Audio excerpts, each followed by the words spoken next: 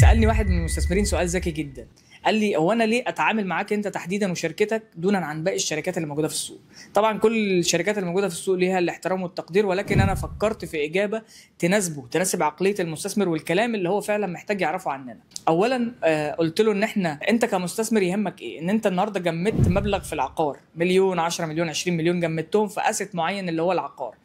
النهارده انت معاك فلوس وامورك تمام، عندك سيوله. بكره اتزنقت، محتاج تبيع العقار ومحتاج تسيل فلوسك، هتعمل ايه؟ هتكلم الشركه اللي اشترت لك، الو انا عايز فلوس، محتاج فلوس ضروري. هنا بقى بتيجي قوه الشركه، ان هي تقدر تعمل لك ليكويفيكيشن للعقار اللي انت شاريه وتسيل لك الاصل ده، تحوله لك لفلوس ورقيه تقدر تحل بيها مشكله عندك او ازمه حصلت لك او طارئ حصل لك او تخرجك من الاستثمار ده عشان تدخلك في استثمار تاني. ده عامل من عوامل قوه الشركه عندنا. الحمد لله رب العالمين احنا متميزين جدا في الحته دي. تاني حاجه، مستثمر تاني هيقول لي طب انا استلمت العقار وعايز ابتدي اجره واخد منه عائد ايجاري او عائد استثماري. عندنا فريق الحمد لله مختص بموضوع الايجارات ده، بيعملها على اكمل وجه، وعنده بورتالز واعلانات في كل حته. الحمد لله قدرنا الحمد لله الفتره الاخيره ان احنا نعمل نجاحات كبيره جدا في موضوع الايجار ده، محدش واخد باله منه واحنا مش بنتكلم عليه كتير، ولكن ده السلاح الصامت بتاعنا، ان احنا بنشتري لك العقار النهارده، بكره بنأجره لك او بنبيعه لك لو انت احتجت تعمل ليكويفاي للاسيت بتاعك.